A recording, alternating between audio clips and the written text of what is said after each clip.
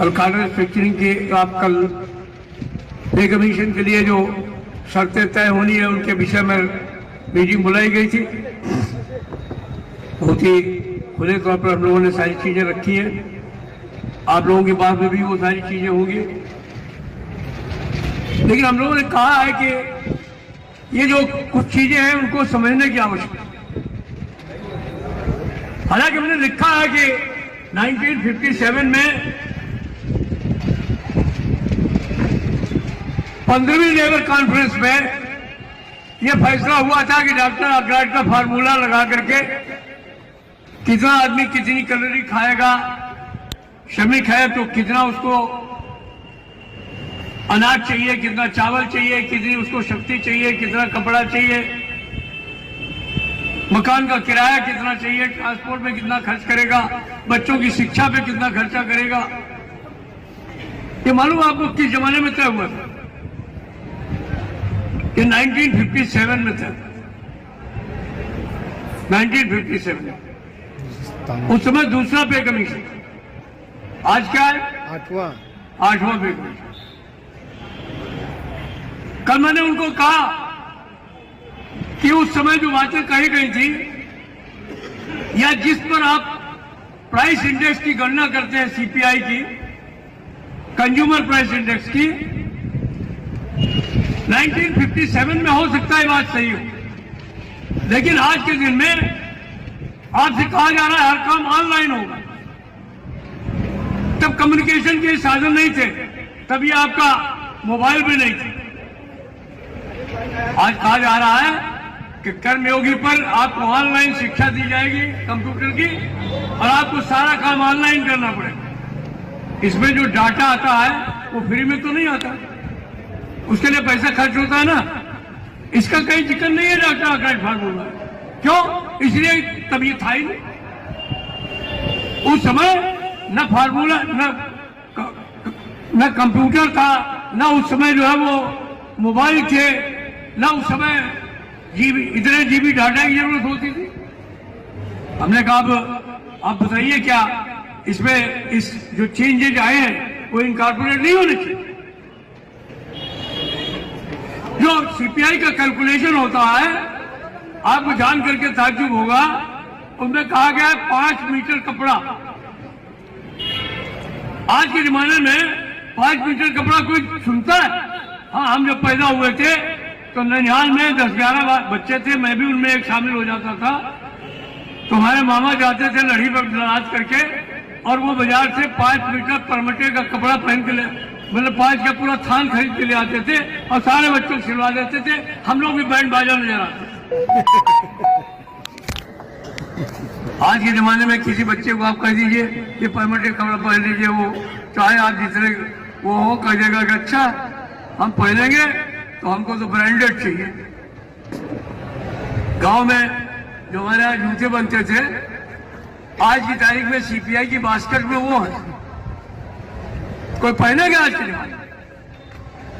कोई नहीं पहनेगा। मैं तो इतने यहाँ ढूंढ लूं तो किसी के पैर में भी मिलेंगे तो ब्रांडेड ही जूते मिलेंगे। वो जूते पहने कोई नहीं जा रहा।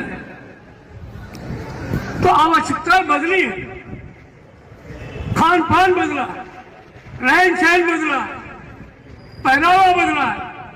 और आप हमको बाबा आदम के जमाने में जो है वो उसी जो है वो प्राइस इंडेक्स पे ले जाना चाहते हो, कैसे कर सकते? उस जमाने में एक कमरे के मकान में 10 लोग रह लेते थे, आज रहेंगे?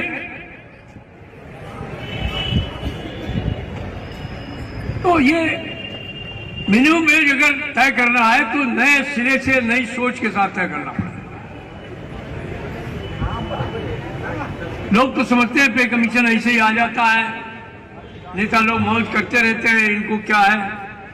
यहाँ खोपड़ी खराब हो जाती है बात करते करते। और सरकार से 2 रुपए भी निकालना आज के जमाने में कितना मुश्किल है हम लोग जानते हैं। अभी दिल्ली के चुनाव ना होते तो 12 लाख नहीं होता। नहीं होता। ये जो 12 लाख हुआ है जीरो टैक्स, ये दिल्ली के चुनाव की वजह से हो, उसको हालात भी हम तो कहते हैं भगवान हर साल चुनाव हो और इसी बरसात हो, हम मिडिल क्लास के लिए, कर्मचारियों के लिए इसी तरीके से। जब चुनावी एक मुद्दा है, हम जान देकर के गाड़ियां चलाते हैं, 400-500 लोग हर साल शहादत देते हैं, हमारी शहादत बेकार चली जाती है, लेकिन चुनाव के लिए हर कुर्बानी करने के लिए तैयार है। तो अभी जो पे कमीशन है वो भी कम संघर्ष की कहानी नहीं है। तमाम लोग अभी मैंने कहा उसमें रेलवे के हमने यूनानिमस तरीके से फैसला करा करके पिछले 1.5 साल से मामला फाइनेंस सेक्रेटरी क्या पड़ा हुआ है। अभी मैंने 10-12 दिन पहले फिर बात करी फाइनेंस सेक्रेटरी से, भाई आप बताइए, जो हम लोगों ने आपने कहा कमेटी बना दो, कमेटी बन गई, तय हो गया कि रेलवे के सारे डिपार्टमेंट ऐसे हैं जहां पर हैजर्ड्स है, TRD, SNT, mechanical, civil, maintenance, हर जगह रिस्क है, हैजर्ड, उनको आप रिस्क और हैजर्ड अलाउंस क्यों नहीं देते? हम लोगों ने रिकमेंडेशन करके भेजा, यूनानिमस रिकमेंडेशन है, ज्वाइंट कमेटी थी, मैं भी उसका एक मेंबर। तो उन्होंने कहा कि खाली अगर रेलवे का होता तो हो जाता। तो हमने कहा फिर रेलवे क्यों सफर करें, आप दूसरों को दीजिए, हमको कोई प्रॉब्लम नहीं। लेकिन रेलवे की कमेटी बैठ गई, अब उन्होंने डिफेंस में भी कमेटी बनवाई होगी, वहां भी दिक्कतें हैं, वहां भी आर्म्स बनते हैं, म्यूनिशन बनते हैं, केमिकल यूज होता है, मिसाइल बनते हैं, बारूद का काम होता है, कई दफे लोग वहां भी मर जाते हैं। अभी भंडारा में एक डिपो में आग लग गई, वहां 8 आदमी ऑन स्पॉट मिल गए 15 दिन पहले, कहा नहीं। तो हमने कहा दीजिए, उनको भी दीजिए, लेकिन उनकी वजह से आप हमारा रोक रहे हैं, ये तो ठीक नहीं है ना। तो हम लोगों ने कहा, अभी कल की मीटिंग में भी कहा कि हमारा वो फैसला पहले लागू होना चाहिए, क्योंकि कल को फिर पे कमीशन के सामने जाएंगे तो फिर वही रोना रोएंगे, तो कहेगा कि 1.5 साल में नहीं आप करा पाए तो आगे भी ऐसे बर्दाश्त कर लीजिए। तो ये प्रॉब्लम्स भविष्य की है, अभी आएंगी, आपको इसके लिए परेशान होने की जरूरत नहीं है, उसके लिए हम लोग हैं ना, है कि नहीं? तो उसके लिए चिंता मत करिए, आप सिर्फ यूनियन को मजबूत रखिए, लाल झंडे को मजबूत रखिए, आप लोग इकट्ठे रहिए, आप एकता रखेंगे, इकट्ठे रहेंगे, संगठन को मजबूत रखेंगे, संघर्ष के लिए तैयार रहेंगे, आप जो चाहेंगे वो आपको मिलेगा, विजय आपके कदम चूमेगी, मैं आपको दावे करूंगा। हमने जो भी लिया है संघर्ष के बूते पर मिला, बिना संघर्ष के हमको कुछ नहीं मिला, और संघर्ष में आप तमाम साथियों का बहुत योगदान, वो योगदान बराबर रहना चाहिए, वो रहेगा तो कोई बिगाड़ नहीं सकता। सुखबगाहट बहुत है कि शहरों को, कारखानों को, उत्पादन इकाइयों को, यहाँ लालगंज में फैक्ट्री है, मैंने कहा माननीय मंत्री जी को, हमने कहा कि 1900 आदमी काम करते इस कारखाने में परमानेंट वाले, और 2000 कोच बनाते हैं एक साल में। इसका मतलब एक आदमी कम से कम एक कोच बनाता है साल में, बनाता ही नहीं बनाता। और क्या जान लेंगे आप लोग, इससे बढ़िया उत्पादन क्या हो सकता है? कोई प्राइवेट सेक्टर बता दे कि इससे अच्छा उत्पादन दे सके। और जब देखो तो तलवार लटकी रहती है कि रायबरेली कारखाने से शुरुआत करें।